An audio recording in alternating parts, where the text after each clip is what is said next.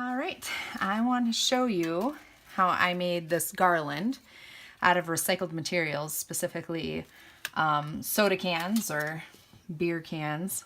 So the first thing that I did was I collected some cans. And actually, I don't drink soda or beer, so I actually requested friends to start saving them. And it was fun because they would look for tins that looked interesting, and then they'd buy new products because of that. So they enjoyed it. I enjoyed it. I have some great inventory now, and I want to show you how I broke down the cans and created them into those circles. The first thing I did was cut down the cans themselves, and I did that at two strategic points. Where the can starts coming in here, that actually is very strong tin. So I went on the opposite side of it, so in towards, but trying to get as much of the can as possible. And this is a horrible sound, so what I'm going to do is I'm going to forward this so you don't have to listen to it.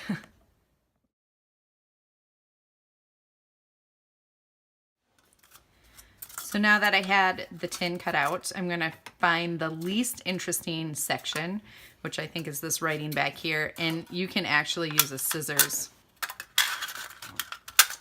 on that portion.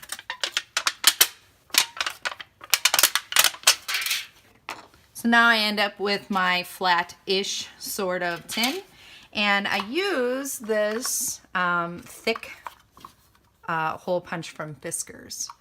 So it's not a hole punch, it's a circle press. So I bought this one specifically. It's more expensive, but it was to go through the tin itself, and it's been fairly successful on that.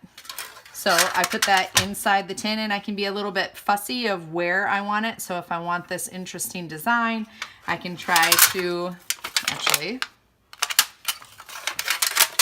put it upside down and try to get what I think is the most interesting. Maybe I need to cut that down a little bit to get what I want, but actually I like that right there. So now I just press that, and this section will come out, and I have my nice little circle. So I did this for, well, quite a few, and I'll continue to do that to finish this one out, and then we'll talk about how to string it up. Okay, now that I have lots of tin cut out, I can take my tin and actually give it a couple of holes, actually 4 holes that we're going to create using a hole punch. And I have the very fine tip hole punch. And so what I'm doing is I'm making a hole punch twice on either side. So I think you can probably see that. And then I'm going to do the same thing over here, kind of trying to be parallel. So I'm thinking about the center line here and creating 4 holes. So I'll go ahead and do that for about 25.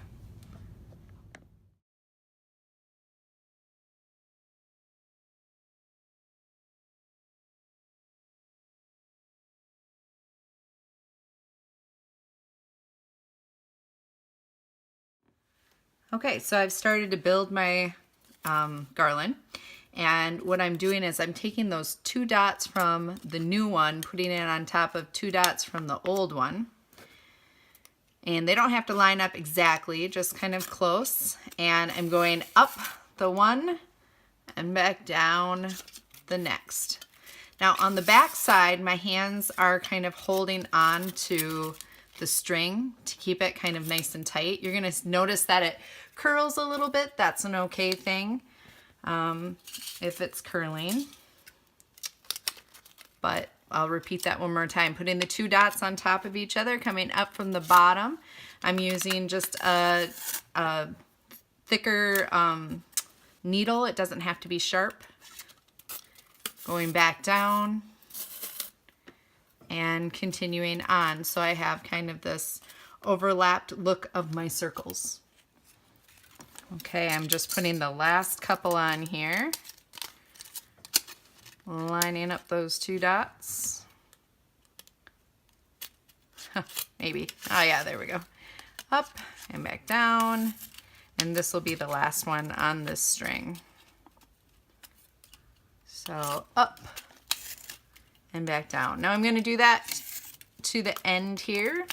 So I'll bring this down to the end, go up and back down without a second one.